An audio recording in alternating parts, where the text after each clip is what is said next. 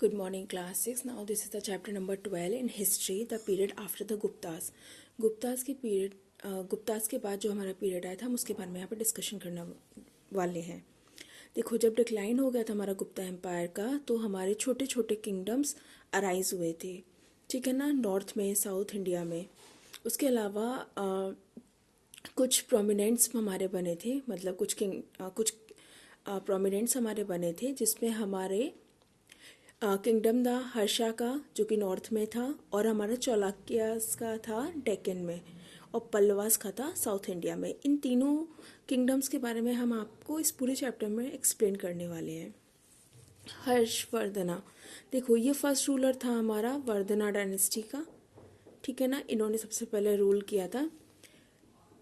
प्रभाकर वर्धनाय, ठीक है ना, इनका जो प्रॉपर नेम था वो था प्रभाकर वर्धना। इनकी जो कैपिटल थी वो थानेश्वर थी, थानेश्वर, ठीक है ना, जिसे हम थानेश्वर भी बोलते हैं। उसके बाद इन्होंने काफ़ी ज़्यादा इनके जो सक्सेसर्स आए, राज्य वर्धना, मतलब इनके बच्चे वगैरह आए, तो उन्होंने काफ़ी ज़्यादा चालाकी से जो बंगाल के रूलर थे शशांक, उनको मार डाला। उनके मौत के बाद इनकी एज जो थी वो 16 साल की थी। हर्षवर्धना ने क्या कर लिया, मतलब एक तरह से थ्रोन ले लिया 606 AD में, ठीक है ना, और उन्होंने रूल किया था हमारा 647 AD तक। हर्षवर्धना थे, इन्होंने काफ़ी ज़्यादा डिस्क्राइब किया था हमारा लेटेस्ट हिंदू एम्परर। ये हमारे मतलब हिंदू एक काफ़ी ग्रेटेस्ट हिंदू एम्परर थे इंडिया के, नॉर्थन इंडिया के। इन्होंने अपना एम्पायर काफ़ी ज़्यादा वास्ट तरीके से फैलाया, काफ़ी ज़्यादा डिफरेंट तरीके से फैलाया। ईस्टर्न पंजाब, उत्तर प्रदेश, बंगाल, बिहार, उड़ीसा और parts of the Himalayas in the north and the up to the Narmada river in the Deccan, यहाँ तक इनका एम्पायर जो था वो फैला, ठीक है ना। इसके अलावा ये जो मैप है ये आप रीड कर सकते हैं। ये यहाँ तक इनका क्या था, पूरा एक्सपेंशन था, ठीक है, हर्षना का। उसके बाद हम सोर्सेज की बात करते हैं। देखो, हमें काफ़ी ज़्यादा डिटेल्ड इन्फॉर्मेशन मिली है हर्ष के रिज़ाइन के बारे में, जो कि हमारे जो चाइनीज़ पिलग्रिम थे हुएन त्संग, ये जब इंडिया आए थे हमारे 7th सेंचुरी AD में, ये इंडिया में रहे थे, ठीक है ना, और कम से कम 15 साल रहे थे। इन्होंने काफ़ी ज़्यादा इन्होंने चीज़ों को डिस्क्राइब किया है, ठीक है ना। हर्षा कोट्स के बारे में, उनकी लाइफ के बारे में, उन दिनों के बारे में डिस्क्राइब किया गया है। ये जो अकाउंट्स हैं ये क्या करते हैं, ये एक लाइट डालते हैं इनकी इकोनॉमी पर, ठीक है ना, इनकी सोशल लाइफ की, उस टाइम पे इकोनॉमी और सोशल लाइफ लोगों की और इनकी कैसी होती थी। इसके अलावा जो अदर इम्पॉर्टेंट चीज़ है वो है लिटरेसी सोर्स। लिटरेसी सोर्स में हमारी बायोग्राफी आती है हर्षा की, जिसे हर्ष चरिता भी बोलते हैं, जिन्हें लिखा गया है बनाभट्टा के थ्रू, जो कि कोर्ट के पोइट थे हर्षा के, ठीक है ना। हर्षा मिलिट्री अचीवमेंट, हर्षा की जो मिलिट्री उनको क्या क्या अचीवमेंट्स मिली थी। हर्षा जो थे उन्होंने अपना रूल स्टार्ट किया था 606 AD में। इन्होंने अपनी कैपिटल को शिफ्ट किया था थानेश्वर से, थानेश्वर जो कि हरियाणा में था, उससे कन्नौज ले आए थे। कन्नौज उस टाइम पर सिचुएटेड हुआ था, ठीक है ना, नया नया ही सिचुएटेड हुआ था, एक एलिवेटेड एरिया था, ठीक है ना। एक मतलब काफ़ी दृढ़ तरीके से ये लोग वहाँ पे शिफ्ट हो गए थे। हर्षा की जो गवर्न एम्परर थे, इनका जो एम्पायर था, ठीक है ना, बिल्कुल गुप्ता की तरह ही था, ठीक है ना। सिर्फ एक चीज़ को छोड़कर कि वहाँ पे जो एडमिनिस्ट्रेशन था वो इतना ज़्यादा डिसेंट्रलाइज नहीं था जैसे गुप्ता में था। सिर्फ यही एक वेरिएशन देखने को मिलता है। जो पॉलिटिकल यूनिफिकेशन यहाँ पे देखने को मिलता है वो काफ़ी लार्ज पार्ट्स में देखने को मिलता है। हमारा नॉर्थन इंडिया में इनका पॉलिटिकल अचीवमेंट काफ़ी ज़्यादा महान रहा है। जैसे एग्जांपल्स की बात करते हैं तो आप लोग देख सकते हैं कि लैंड की ग्रांट्स हुआ करती थी, ठीक है ना, प्रिस्ट को, ऑफिसर्स को, मतलब ये लैंड्स इनको दे दिया जाया करते थे। उसके बाद इनकी रिस्पॉन्सिबिलिटी हुआ करती थी कि ये सारे लैंड्स को क्या करें, मैनेजिंग करें, और जो लैंड रेवेन्यू कलेक्ट करने होते हैं वो भी ये सब लोग किया करते थे। जो चौलाक्यास किंग होते हैं, जिसमें पाले पाल पालकेशिन सेकंड आते हैं, जो कि वतप्ती और द वदामी, जो कि हमारा कर्नाटका में है, इन्होंने स्टॉप कर दिया था हर्षा की पावर आर्मी को वहीं पर ही। ठीक है ना। इन्होंने आवागमन किया था डेक्कन की साइड में। इसके अलावा जो हर्षा थे वो सक्सीड नहीं हो पाए थे इस मिशन में। ठीक है ना। इसकी वजह से इनका जो राज्य था वो हथिया लिया गया। उसके बाद सोशल कंडीशन देखो, हुएन त्सेंग जो अपने रिटन उससे हमें बताते हैं, वो यही बताते हैं कि सोशल लाइफ यहाँ पे जो लोगों की थी वो इतनी मतलब काफ़ी ज़्यादा रईसों वाली थी। ठीक है ना। यहाँ पे जो पंडित वगैरह होते थे, उनकी लाइफ बहुत लग्जरी होती थी, मतलब खूब पैसा सोना चांदी सब कुछ होता था उनके पास। हुइसिन तेसंग ने नोटिस किया कि अनटचेबिलिटी भी यहाँ पे एग्जिस्ट करती थी। ठीक है ना। अनटचेबिलिटी वाले जो लोग हुआ करते थे, जो कि मतलब अनटचेबल्स में आते हैं, वो हमारे विलेज के बाहर रहा करते थे। वो गार्लिक और ओनियन खाया करते थे। जो अनटचेबल्स लोग होते थे उनको शहर में आना या गांव में आना अलाउ नहीं हुआ करता था, टाउन्स में आना अलाउ। अगर वो आते थे तो अपने गले में एक ढोलक बांध के आते थे और उसे तेज तेज बजाते थे, जिससे कि कोई भी इंसान उनके रास्ते में ना आए। ठीक है ना। ये जो डिस्क्राइब होता है ये बताता है कि जो सामाजिक इक्वालिटी थी वो वहाँ पे बिल्कुल भी नहीं थी। मतलब एक तरह से पार्शलिटी हुआ करती थी रिलीजन्स को लेके। यहाँ पे भी डिफरेंट टाइप की कास्ट हुआ करती थी हर्षा के टाइम पर भी। एजुकेशन एंड कल्चर की बात करते हैं। इस टाइम पे नालंदा यूनिवर्सिटी है, जो कि हमारी बुद्धिस्ट यूनिवर्सिटी है, वो यहाँ पे सबसे ज़्यादा फेमस थी। हुएन त्संग के थ्रू उनका जो स्टडी है उसके द्वारा जो बताया जाता है वो ये कि यूनिवर्सिटी जो थी काफ़ी ज़्यादा सपोर्टेड थी। ठीक है ना। इसको काफ़ी ज़्यादा रिवेन्यू आते थे 100 गाँव के, उससे ये यूनिवर्सिटी चलती थी। उसके बाद हर्षा ने काफ़ी ज़्यादा फॉलो किया था टैलेंट टॉलरेटिंग रिलीजन पॉलिसी, मतलब जिससे कि जो अनटचेबल उनको भी ज़्यादा हार्म नहीं हो और जो अपर कास्ट है उनको भी ज़्यादा हार्म नहीं हो। ठीक है ना। कुछ साल पहले जो मतलब ये पुराने टाइम पर ये लोग पूजा करते थे शिव भगवान की। ठीक है ना। उसके बाद फिर इन्होंने चेंज किया। शिव भगवान से लेकर इन्होंने बुद्धिज्म की पूजा करना शुरू किया और उनको फॉलो करना शुरू किया। ये काफ़ी दानशील हुआ करते थे। तेसंग ने बताया है कि हर्षा जो थे इन्होंने काफ़ी सारे स्तूपास बनवाए हैं बुद्धा से रिलेटेड जो होते हैं। ठीक है ना। और काफ़ी ज़्यादा डोनेशन भी दिया है। नालंदा यूनिवर्सिटी की बात करते हैं। ठीक है ना। इसको ऑर्गेनाइज किया गया था ग्रैंड असेंबली के थ्रू, जो कि प्रयाग में थी। ठीक है ना। हर्षा जो थी उन्होंने काफ़ी ज़्यादा डोनेशन दिया था इसे सेटअप करने के लिए, और हर चीज़ दी थी। अब मतलब उन्होंने दान में हर चीज़ दे दी थी अपने कपड़ों को छोड़ के। तसंग ये बताते हैं कि हर्षा काफ़ी उच्च सोची के व्यक्ति हुआ करते थे। ठीक है ना। ये जो किंग था वो काफ़ी ज़्यादा काइंड था, विनम्र था और हेल्पफुल था, हर किसी की मदद किया करता था। इनकी डेथ के बाद, हर्षा की डेथ के बाद, जो कि 647 AD में हुई थी, जो नॉर्थन इंडिया है वो इनको कब्जा कर लिया गया था डिफरेंट स्टेट्स कॉन्फ्यूज़न के थ्रू। मतलब इनके जो स्टेट्स है वो डिफरेंट डिफरेंट लोगों ने कब्जे कर लिए थे। स्मॉल रिलीजन किंगडम यहाँ पे आ गया था, इनसे लड़ाई वड़ाई हुआ इनका। ठीक है ना। उसके बाद जो डेक्कन और साउथ वो इमर्ज हो गया एक प्रॉमिसिंग पावर के थ्रू। उसके बाद चालुक्यास की बात करते हैं। जो डेक्कन है, डेक्कन में ये हमारा पड़ता है। After the decline of the Satavahanas के डिक्लाइन के बाद चालुक्यास ने काफ़ी इंपॉर्टेंट रोल यहाँ पर निभाया है। 2 सेंचुरीज तक वो यहाँ पर रहे हैं। 757 AD में वो यहाँ पर थे। उसके अलावा इन्होंने अपना किंगडम सेटअप किया वेस्टर्न डेक्कन टूवर्ड्स। ठीक है ना। जो कि हमारी बिगनिंग है 6th सेंचुरी एडी, मतलब जब हमारा 6th सेंचुरी एडी स्टार्ट ही हुआ था। उसके बाद जो स्टैब्लिश्ड इन्होंने अपनी कैपिटल को स्टैब्लिश किया वह तप्ती, इसे वादामी भी बोलते हैं, जो कि कर्नाटका में अवेलेबल है।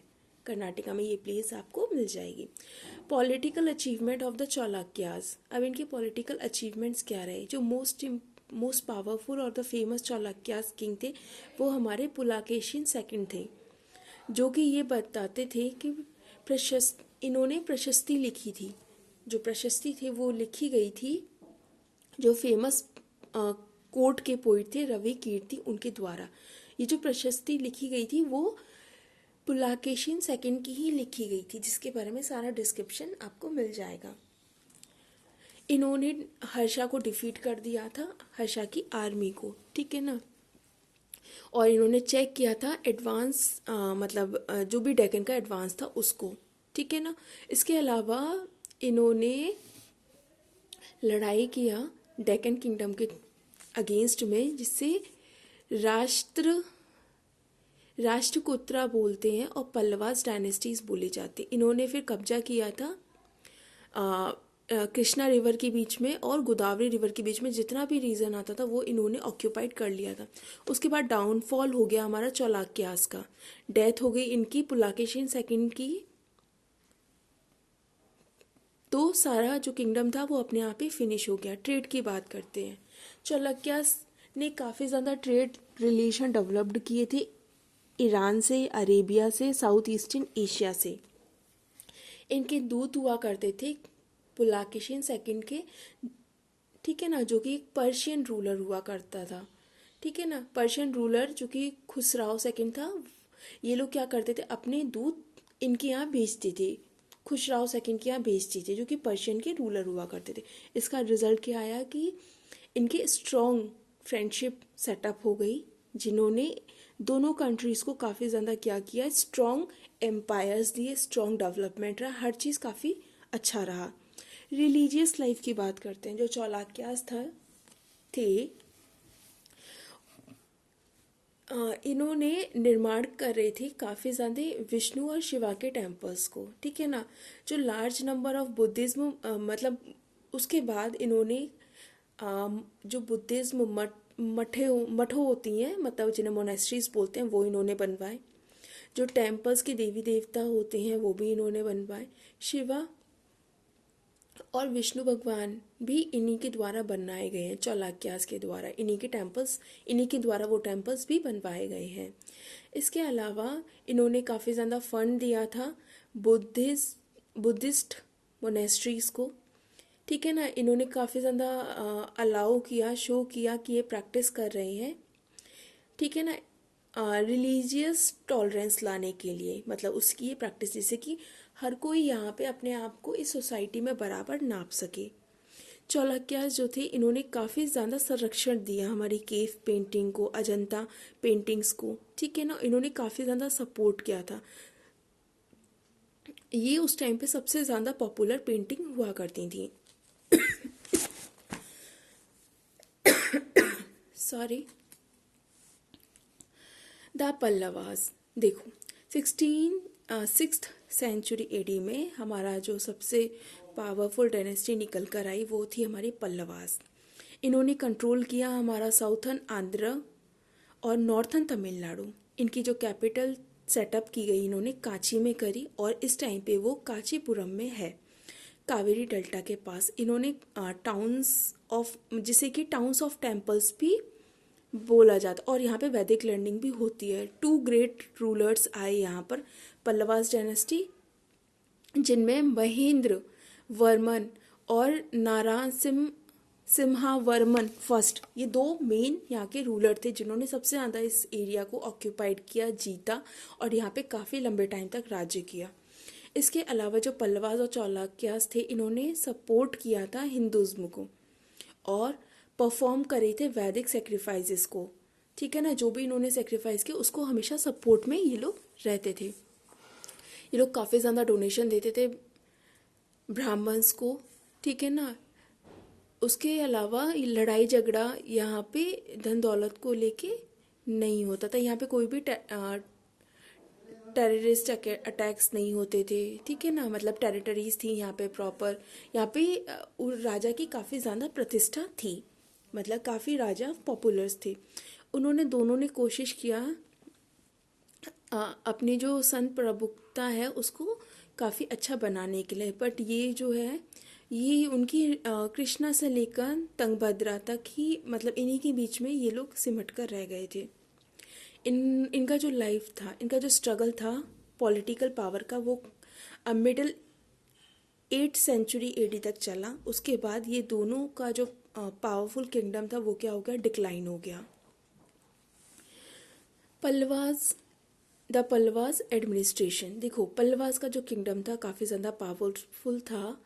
रेस्पॉन्सिबिलिटी भी ये लोग रखते थे, लोकल पीपल को लेके उनकी सारी प्रॉब्लम्स को मैनेज करते थे, उनकी प्रॉब्लम्स को सॉल्व करते थे। जो भी तकलीफ थी वो ये सब लोग आके यहाँ पे डिस्कस करते थे। जो इंस्क्रिप्शंस आए हैं हमारे पल्लवास पीरियड के, वो ये बताते हैं कि यहाँ पे नंबर ऑफ लोकल असेंबलीज हुआ करती थी, उनमें किंगडम बैठा करते थे, सभा होती थी, ठीक है ना। सभा माने असेंबली होती जिसमें ब्राह्मण्स लैंडलॉर्ड की तरह वर्क करते थे।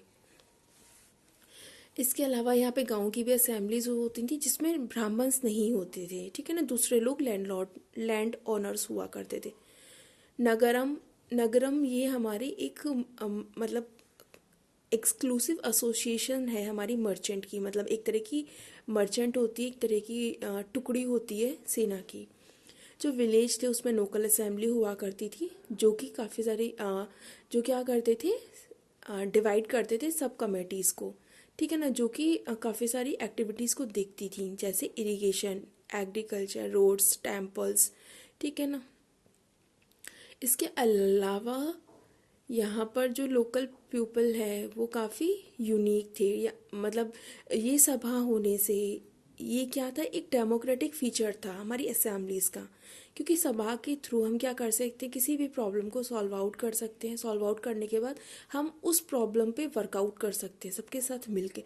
तो एक तरह से ये हमारा डेमोक्रेटिक फीचर्स था। तो जो हमारे यहाँ ये है सभा का सिस्टम, यहीं से लिया गया है। आर्ट एंड द आर्किटेक्चर, देखिए जो पल्लवास किंग थे उन्होंने काफ़ी ज़्यादा स्टोन टेम्पल्स को कंस्ट्रक्ट करा है, जिसमें हमारी सबसे ज़्यादा मूर्तियाँ आती हैं लॉर्ड शिवा की और लॉर्ड विष्णु की। लॉर्ड विष्णु को लॉर्ड कृष्णा भी बोलते हैं, ठीक है, और जो लक्ष्मी माता होती हैं उनको राधा रानी भी बोला जाता है। इसके अलावा जो मोस्ट फेमस 7th रथ टेम्पल्स हैं, जो कि हमारा महाबलीपुरम में पड़ते हैं और ये 65 किलोमीटर दूर है चेन्नई से। इसके अलावा यहाँ पे 7th सेंचुरी में नारासिम्हवरमन, ये एक पोर्ट सिटी बनाया गया महाबलीपुरम में, ठीक है ना। ये जो सिटी है वो काफ़ी ज़्यादा फेमस है हमारा शो टेम्पल्स को लेके। रथास ऑफ द महाबलीपुरम, ये हमारा एक फॉर्म है chariot cut out of blocks of the stones. यहाँ पे मतलब पत्थरों को काट के क्या बनाई गई है, द रथा ऑफ द महाबलीपुरम। ये मतलब एक काफ़ी बड़ी वो बनाए, पत्थरों से मूर्ति बनाई गई है।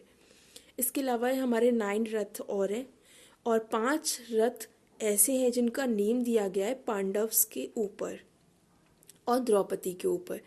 जो पल्लवास है इन्होंने कंस्ट्रक्ट किया है हमारा कैलाशनाथ टेम्पल, जो कि हमारा कांची में है। फाइनली आपका पूरा चैप्टर ख़त्म हो चुका है, चैप्टर नंबर 12। किसी को कोई भी प्रॉब्लम है तो आप मुझसे पूछ सकते हैं व्हाट्सएप ग्रुप पे।